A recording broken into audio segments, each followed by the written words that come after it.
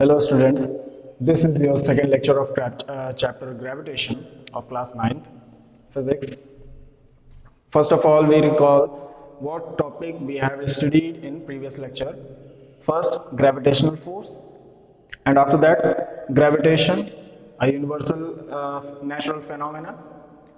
After that, universal law of gravitation, in which we get a universal constant capital G. We see its calculation, a small derivation. And after that, last topic was Kepler's laws of planetary motion, in which three laws are discussed related to revolution of planets around sun.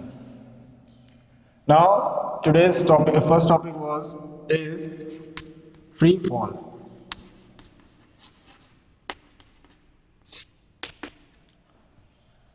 Free fall. When an object is released or when an object is moving downward direction towards Earth's surface, in the influence of gravitational force only, then it is said to be a free fall. जब कोई object मान लेते हैं मास m downward direction में यानी अर्थ की surface की तरफ मान लेते हैं, अगर ये अर्थ सरफेस है, अर्थ की सरफेस की तरफ मूव करता है सिर्फ और सिर्फ एक फोर्स के इन्फ्लुएंस में, जो कि क्या है, ग्रेविटेशनल फोर्स, तब हम क्या कहेंगे, कंडीशन क्या हो जाएगी, फ्री फॉल की. Clear? What is it's definition? I right out. When an object moves in downward direction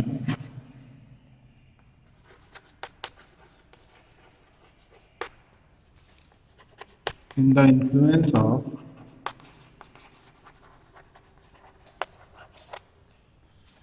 gravitational force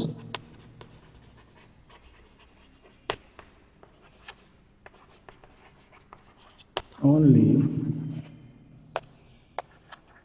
we say that it is free fall. Clear? Whenever we release any object, any small object, suppose if we release this duster, then it goes in downward direction in the influence of gravitational force.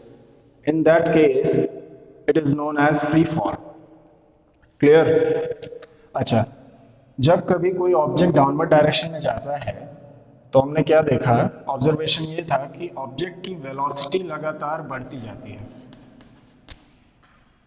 अच्छा, अगर velocity increase कर रही है, if velocity increases, then there is a term known as acceleration. The only cause for increment in velocity is acceleration. इसका मतलब यहाँ पे एक एक्सेलरेशन है जिसकी वजह से वेलोसिटी इस ऑब्जेक्ट की इंक्रीज हो रही है.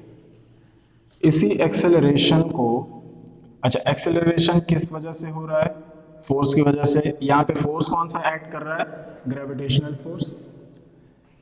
तो जो एक्सेलरेशन क्रिएट हो रहा है उसको हम क्या कह सकते हैं, acceleration due to gravity. Acceleration due to gravity या ड्यू टू ग्रेविटेशनल फोर्स, इसको डिनोट करते हैं स्मॉल जी से. एक्सेलरेशन को पहले हम डिनोट करते थे स्मॉल ए से. इन ग्रेविटी के केस में, ग्रेविटेशनल फील्ड के केस में क्या होगा, स्मॉल जी से डिनोट करेंगे. बात समझ में आई? अच्छा, इसकी यूनिट सेम होगी जो कि एक्सेलरेशन की थी, metre per second square. Unit same, पर इसे फाइंड करने का एक अलग तरीका है. तो जैसे हमने एक छोटा सा डेरिवेशन किया था स्मॉल जी को फाइंड करने के लिए, वैसे यहाँ पे भी एक छोटा सा डेरिवेशन है, देख लेते हैं फिर इसका।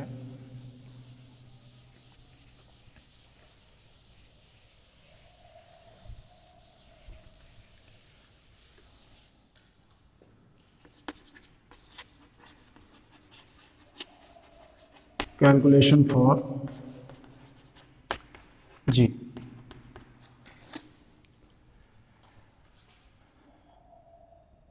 एक फॉर्मूला हमारे पास पहले क्या था, F equal to M A, force is equal to mass into acceleration since, ठीक। अब यहाँ पे क्या है, ये क्या है, acceleration.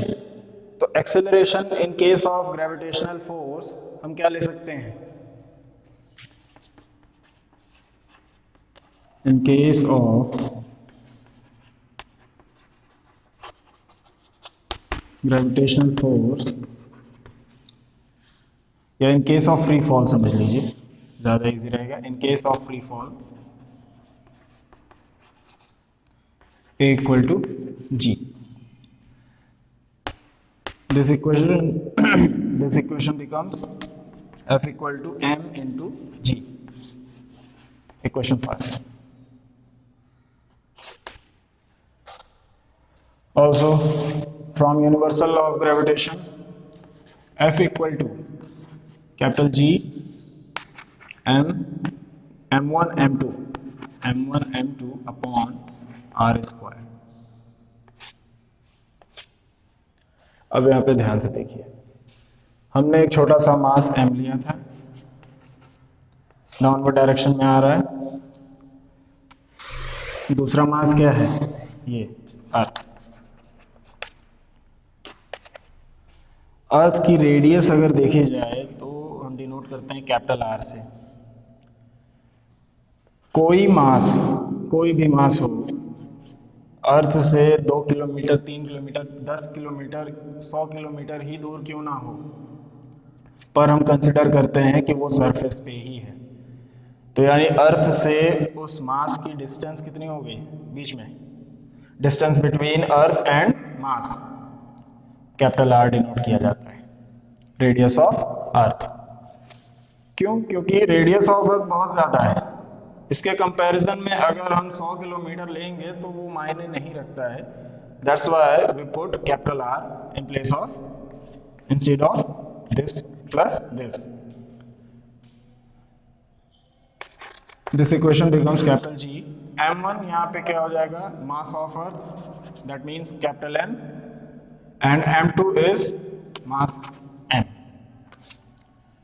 R becomes capital R square, this equation 2. Clear? From first and second, F equal to mg, F equal to g mm upon R square.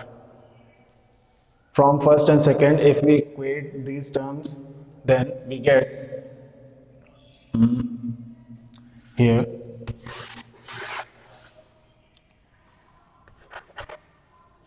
from first and second we get mg equal to g mm upon R square। m से m cancel, g equal to g capital M R square।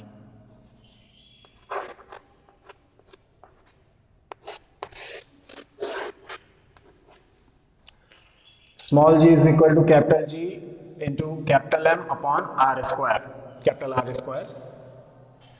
When we put these values and after solving we get G equal to 9.8 metre per second square. जब हम capital G की value रखेंगे, मास of अर्थ की value रखेंगे और radius of earth की value रखेंगे, solve करने के बाद हमें क्या मिलेगा, G is equal to 9.8 metre per second square. In many numericals, if in the question it is given that G is equal to 10 meter per second square, then you put that value. But if there is not given G is equal to 10 meter per second square, then what we put, 9.8 metre per second square. अगर numerical में किसी भी numerical में किसी भी level पे अगर आप एग्ज़ाम दे रहे हैं, चाहे स्कूल लेवल हो चाहे कंपटीशन लेवल हो, अगर क्वेश्चन में या न्यूमेरिकल में अगर जी की value 10 metre per second square दे रहा है तब तो ठीक है, आप वो वैल्यू रख के सॉल्व करेंगे।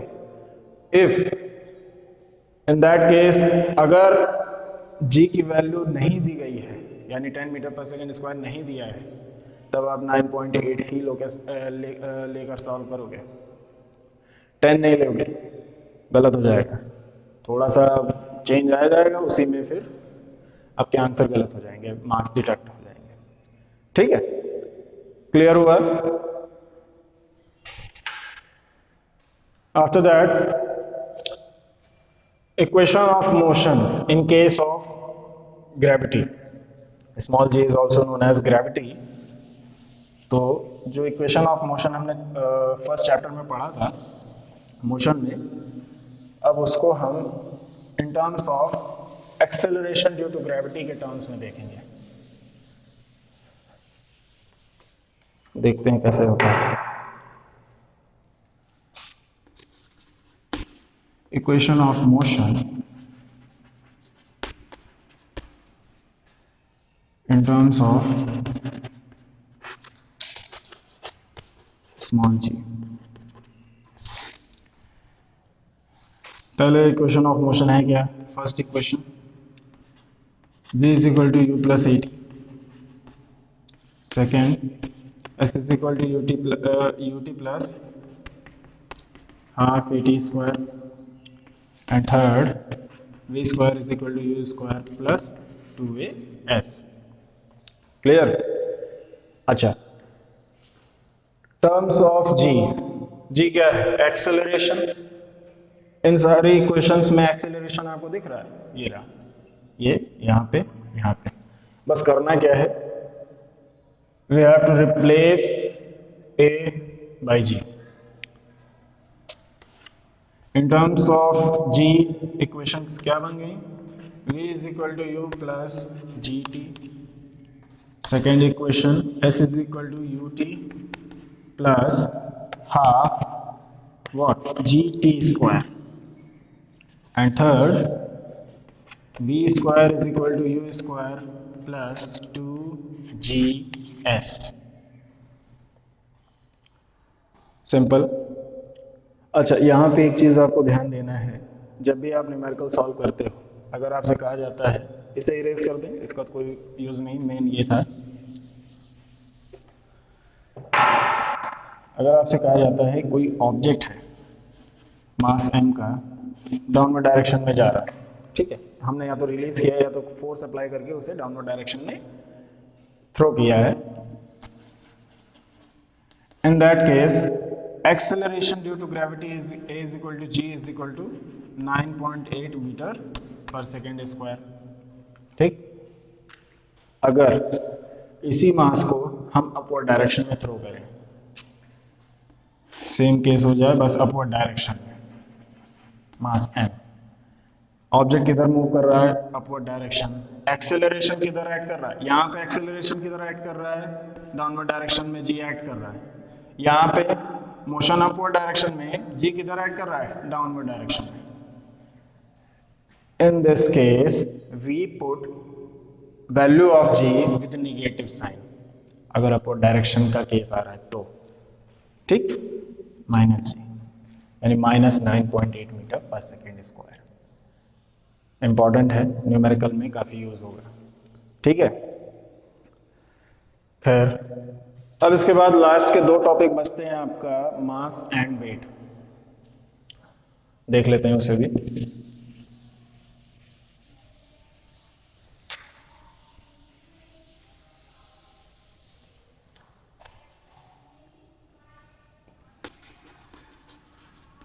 mass and weight।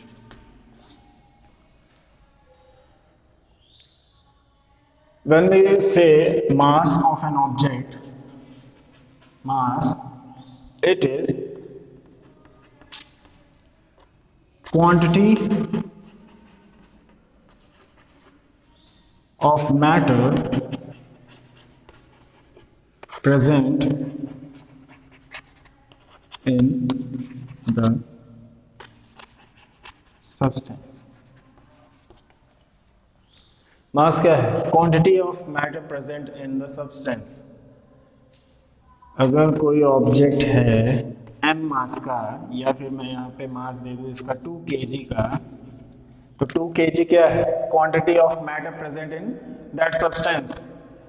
इस सब्सटेंस को आप अर्थ पे या किसी दूसरे ग्रह पे ले जाइए, ठीक है, आप मून पे ले जाइए, किसी दूसरे प्लैनेट पे ले जाइए, तो क्या होगा? क्या इसमें चेंज आएगा?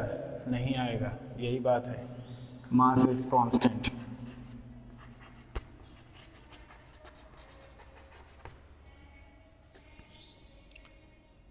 मास इज कांस्टेंट इन यूनिवर्स, ठीक। पूरे यूनिवर्स में मास को कहीं भी ले जाइए, इस 2 kg को आप पूरे यूनिवर्स में कहीं भी घुमा लाइए, इसमें कोई चेंज नहीं आएगा। ये 2 kg का 2 kg ही रहेगा। पर बात करते हैं, इससे ही समझ में आता है वेट के केस में कुछ अलग होगा। अगर मास कांस्टेंट है तो वेट में कुछ डिफरेंट होगा। तो सबसे पहली बात, वेट ये क्या है? ये मास है। वेट फोर्स है।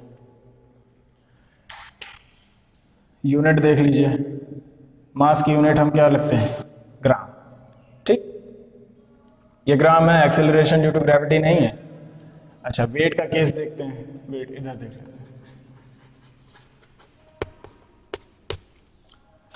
कोई ऑब्जेक्ट है 2 kg का, इसका मास कितना है? 2 kg। अच्छा,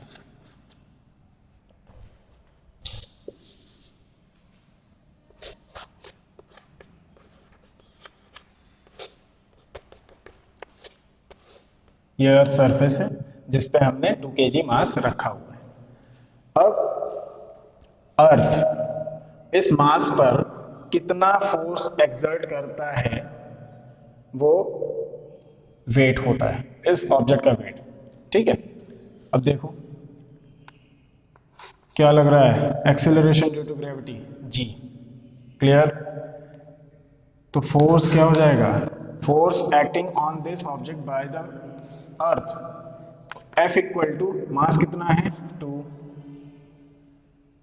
A एक्सेलरेशन, फोर्स का फॉर्मूला क्या है? m into a. Force equal to mass, mass कितना? 2 kg। एक्सेलरेशन, यहाँ पे एक्सेलरेशन क्या होगा? g। क्लियर? अच्छा, g की वैल्यू अप्रोक्सीमेट अगर 10 लें तो कितना हो जाएगा? 20। फोर्स की यूनिट न्यूटन, 20 न्यूटन। और मास कितना है? 2 kg या 2 रखें। चेंज दिख रहा है? मास क्या है? Quantity of matter present in the substance. Weight, force exerted by the gravity on that substance is known as weight। और एग्जांपल ले लेते हैं, 5 kg, ठीक है। अर्थ सरफेस, अभी इसका मास कितना है? 5 kg। kg भी यूनिट होती है, पर ऐसा यूनिट हमारा ग्राम है, ठीक है। अभी इस पे एक्सेलरेशन ड्यू टू ग्रेविटी कितना है? g, ठीक है। अब इस पे वेट कितना होगा? तो force is equal to mass into acceleration, a आपका g हो गया। F इक्वल टू मास कितना है? 5 इंटू जी। जी अप्रोक्सीमेट हम 10 ले रहे हैं, कितना हो गया? 50 न्यूटन, ठीक। तो वेट समझ में आया? अच्छा, जब हम मेजर करते हैं तो सवाल ये उठता है, वेइंग मशीन पे जब हम खड़े होते हैं, मेजर करते हैं, केजी में लिखते हैं, ठीक है, वो हमारा वेट वेट होता है, एक्चुअल में वेट होता है, पर उसमें हम जी नहीं लगाते हैं, ठीक है, सॉल्व नहीं करते हैं, बाकी वो केजी में ही रहता है। पर अभी क्या है, अब केस आपको दिखाते हैं कि एलिवेटर के केस में क्या होता है। जब आप किसी लिफ्ट में खड़े होते हो, लिफ्ट डाउनवर्ड डायरेक्शन में जाती है, ठीक है, तो आपको अजीब फील होता है। अगर उस वक्त आपका वेट मेज़र किया जाए, अगर एक्चुअल में रेस्ट की कंडीशन में अगर आपका वेट 50 है, तो उस केस में आपका वेट कम हो जाएगा, 30 मेजर करेगा या 40 मेजर करेगा, मतलब 50 मेजर नहीं करेगा, उससे कम ही करेगा। ठीक है, तो क्या हो गया, आप हल्के हो गए डाउनवर्ड डायरेक्शन में जाते वक्त, नहीं हुए ना। अगर उसी लिफ्ट को अगर आप अपवर्ड डायरेक्शन में लेके जाएंगे तो आपका वेट 50 से ज़्यादा बताएगा।